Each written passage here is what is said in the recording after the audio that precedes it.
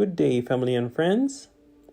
Today we continue our plan of reading the Bible in a whole year. Today's portion of Bible reading is Numbers 21. Canaanites defeated at Hormah.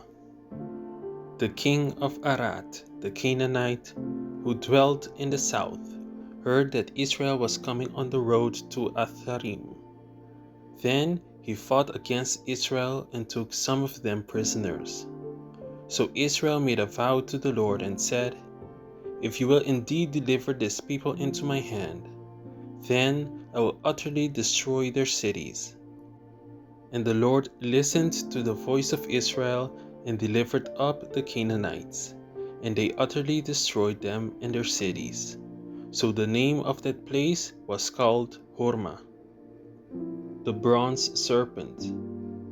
Then they journeyed from Mount Hor by the way of the Red Sea, to go around the land of Edom, and the soul of the people became very discouraged on the way. And the people spoke against God and against Moses. "Why have you brought us up out of Egypt to die in the wilderness? For there is no food and no water, and our soul loathes this worthless bread." So the Lord sent fiery serpents among the people, and they bit the people, and many of the people of Israel died. Therefore the people came to Moses and said, "We have sinned, for we have spoken against the Lord and against you. Pray to the Lord that he take away the serpents from us." So Moses prayed for the people. Then the Lord said to Moses, "Make a fiery serpent, and set it on a pole, and it shall be that everyone who is bitten, when he looks at it, shall live." So Moses made a bronze serpent, and put it on a pole. And so it was, if a serpent had bitten anyone, when he looked at the bronze serpent, he lived. From Mount Hor to Moab. Now the children of Israel moved on and camped in Hoboth. And they journeyed from Hoboth and camped at Abarim, in the wilderness which is east of Moab, toward the sunrise. From there they moved and camped in the valley of Zered.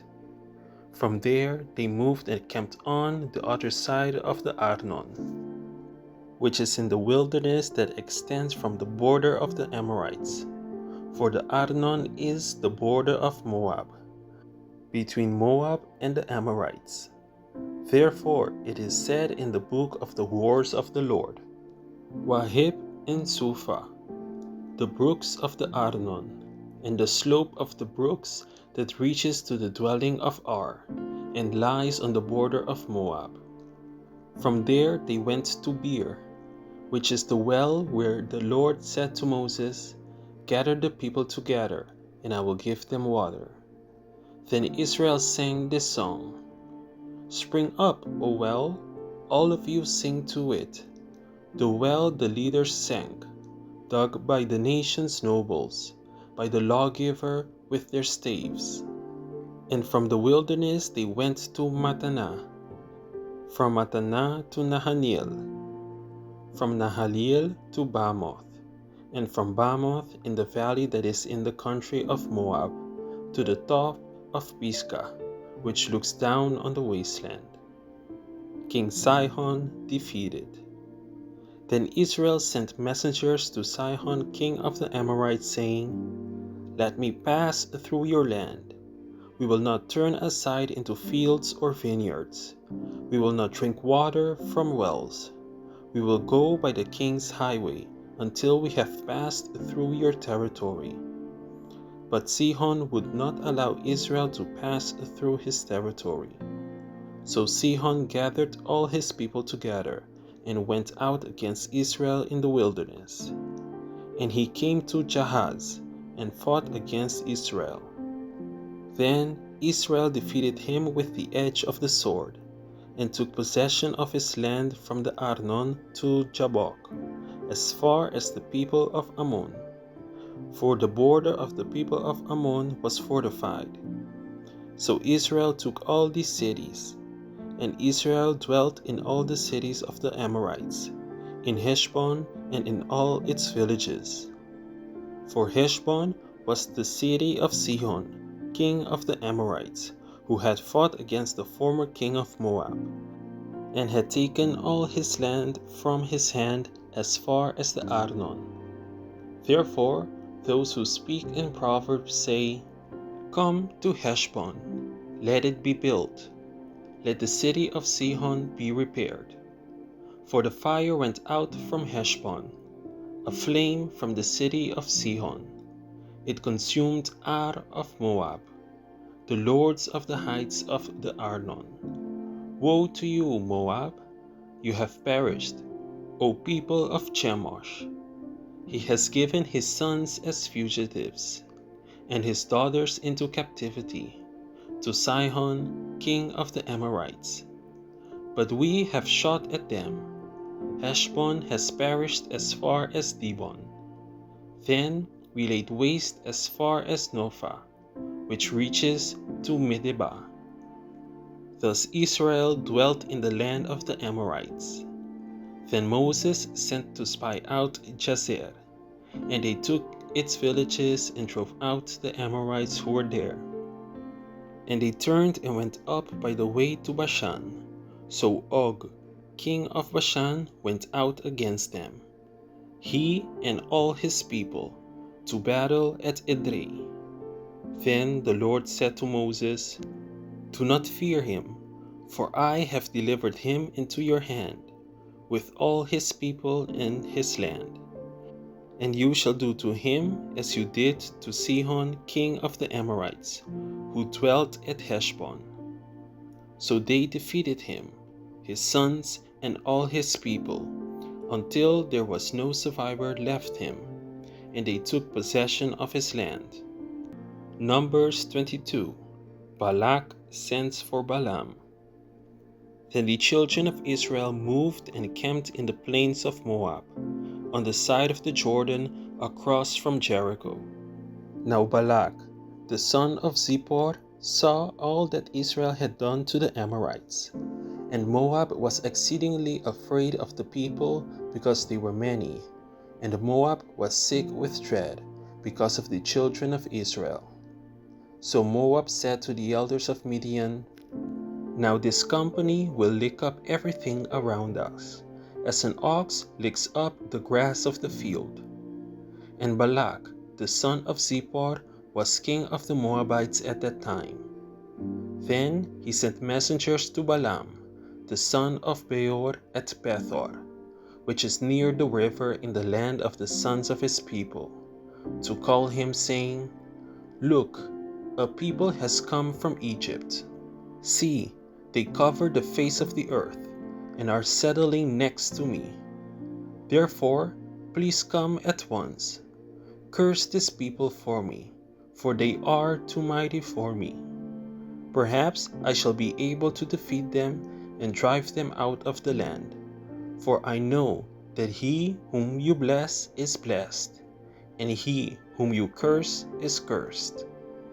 So the elders of Moab and the elders of Midian departed with the diviner's fee in their hand, and they came to Balaam and spoke to him the words of Balak.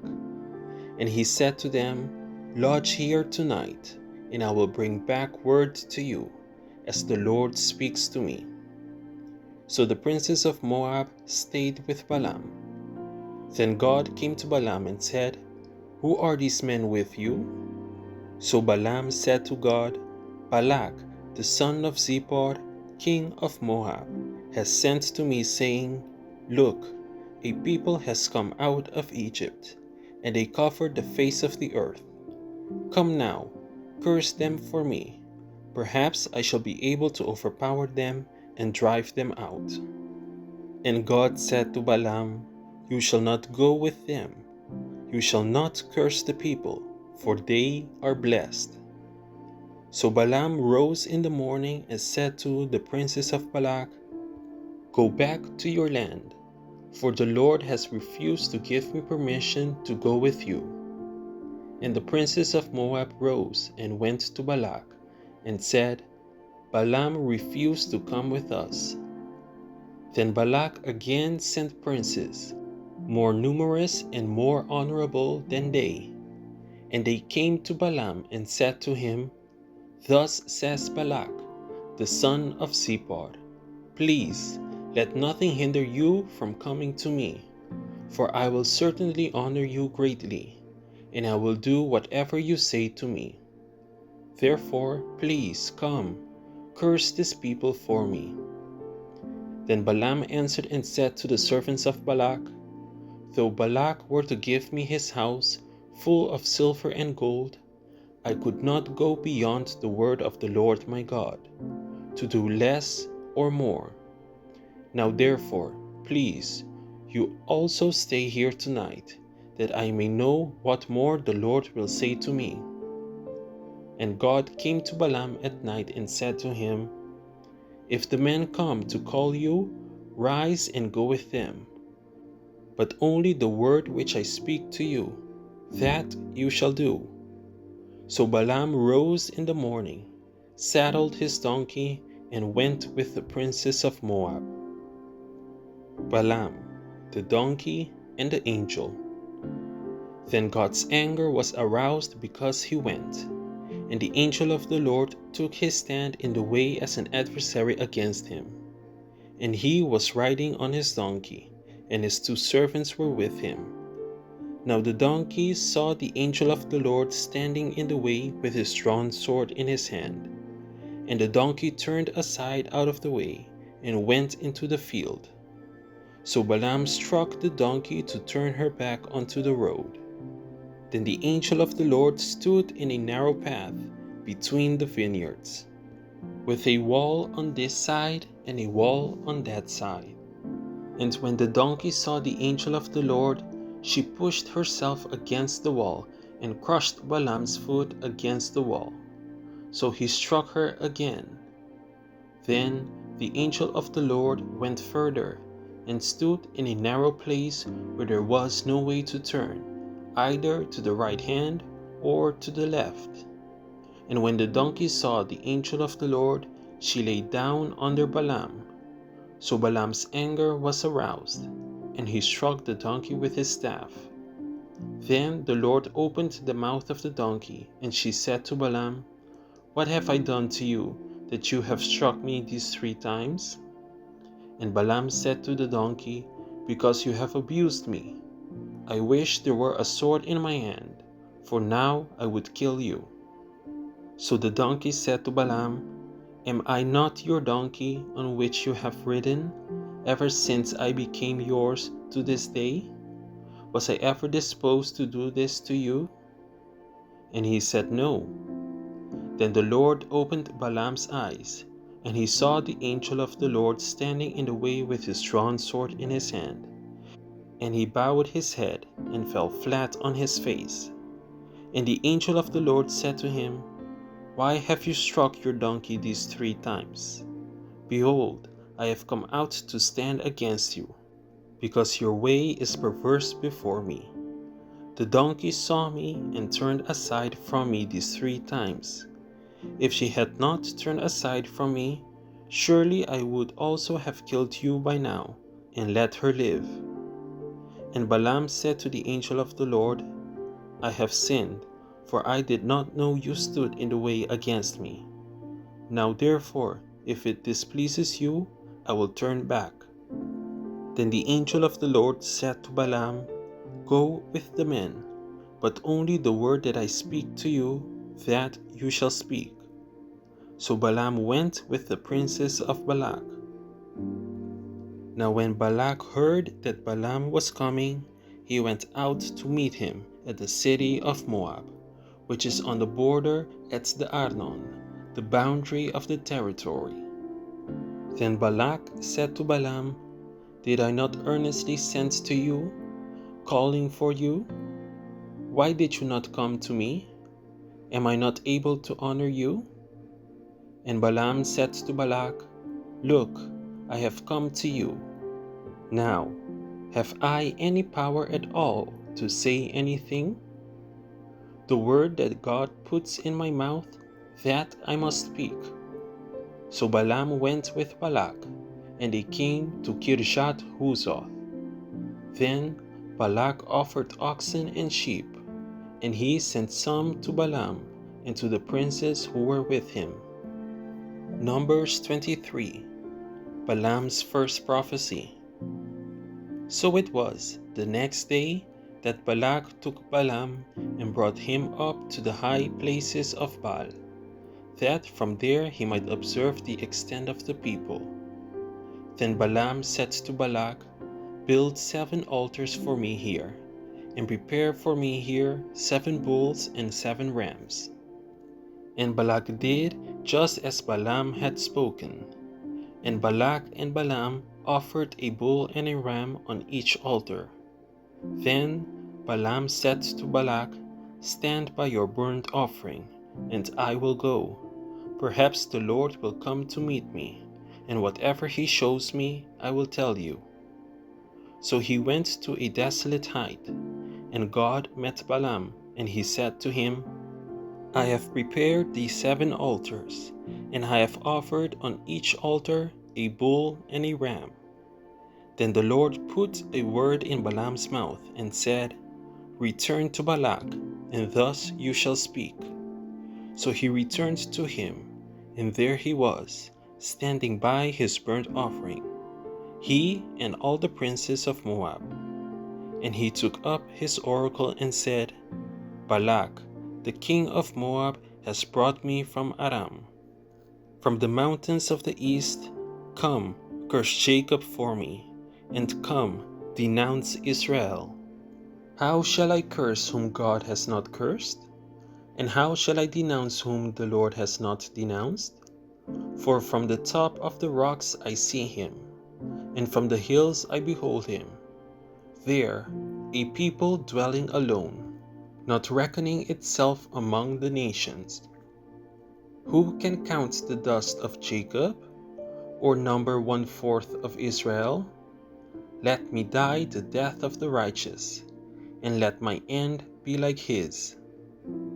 Then Balak said to Balaam, "What have you done to me? I took you to curse my enemies, and look, you have blessed them bountifully." So he answered and said, "Must I not take heed to speak what the Lord has put in my mouth?" Balaam's second prophecy. Then Balak said to him, "Please come with me to another place from which you may see them. You shall see only the outer part of them, and shall not see them all. Curse them for me from there." So he brought him to the field of Zophim, to the top of Pisgah, and built 7 altars, and offered a bull and a ram on each altar. And he said to Balak, "Stand here by your burnt offering, while I meet the Lord over there." Then the Lord met Balaam, and put a word in his mouth, and said, "Go back to Balak, and thus you shall speak." So he came to him, and there he was, standing by his burnt offering, and the princes of Moab were with him. And Balak said to him, "What has the Lord spoken?" Then he took up his oracle and said, "Rise up, Balak, and hear. Listen to me, son of Zippor. God is not a man, that he should lie, nor a son of man, that he should repent. Has he said, and will he not do? Or has he spoken, and will he not make it good? Behold, I have received a command to bless. He has blessed, and I cannot reverse it. He has not observed iniquity in Jacob, nor has he seen wickedness in Israel. The Lord his God is with him, and the shout of a king is among them. God brings them out of Egypt. He has strength like a wild ox. For there is no sorcery against Jacob, nor any divination against Israel. It now must be said of Jacob and of Israel, Oh, what God has done! Look, a people rises like a lioness, and lifts itself up like a lion. It shall not lie down until it devours the prey, and drinks the blood of the slain. Then Balak said to Balaam, Neither curse them at all, nor bless them at all. So Balaam answered and said to Balak, Did I not tell you, saying, All that the Lord speaks, that I must do? Balaam's third prophecy. Then Balak said to Balaam, Please come, I will take you to another place. Perhaps it will please God that you may curse them for me from there. So Balak took Balaam to the top of Peor, that overlooks the wasteland. Then Balaam said to Balak, Build for me here 7 altars, and prepare for me here 7 bulls and 7 rams. And Balak did as Balaam had said, and offered a bull and a ram on every altar. Numbers 24. Now when Balaam saw that it pleased the Lord to bless Israel, he did not go as at other times, to seek to use sorcery, but he set his face toward the wilderness. And Balaam raised his eyes and saw Israel encamped according to their tribes, and the Spirit of God came upon him. Then he took up his oracle and said, The utterance of Balaam the son of Beor, the utterance of the man whose eyes are opened, the utterance of him who hears the words of God, who sees the vision of the Almighty, who falls down with eyes wide open. How lovely are your tents, O Jacob, your dwellings, O Israel, like valleys that stretch out, like gardens by the riverside, like aloes planted by the Lord, like cedars beside the waters.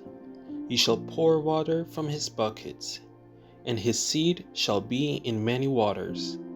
His king shall be higher than Agag, and his kingdom shall be exalted. God brings him out of Egypt. He has strength like a wild ox. He shall consume the nations his enemies.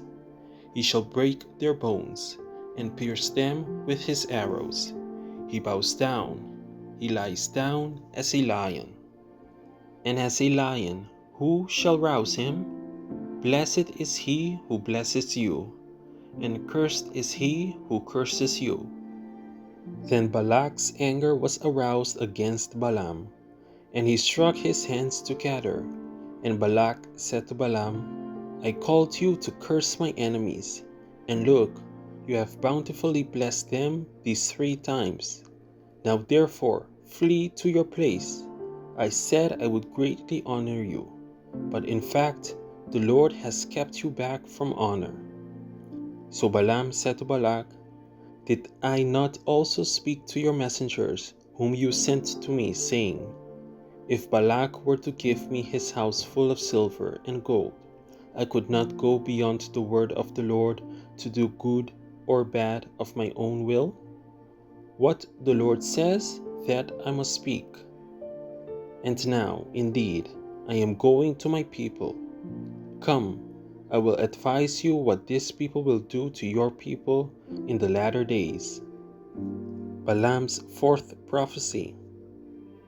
So he took up his oracle and said, The utterance of Balaam, the son of Beor, and the utterance of the man whose eyes are opened, the utterance of him who hears the words of God, and has the knowledge of the Most High, who sees the vision of the Almighty, who falls down with eyes wide open. I see him, but not now. I behold him, but not near. A star shall come out of Jacob, a scepter shall rise out of Israel, and batter the brow of Moab, and destroy all the sons of tumult. And Edom shall be a possession. Seir also, his enemies, shall be a possession. While Israel does valiantly, out of Jacob one shall have dominion, and destroy the remains of the city. Then he looked on Amalek, and he took up his oracle and said, Amalek was first among the nations, but shall be last until he perishes. Then he looked on the Kenites, and he took up his oracle and said, Firm is your dwelling place, and your nest is set in the rock. Nevertheless, Cain shall be burned. How long until Ashur carries you away captive?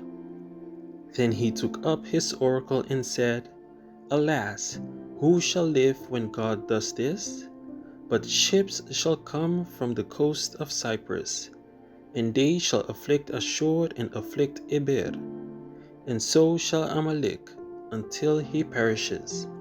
So Balaam rose and departed, and returned to his place. Balak also went his way.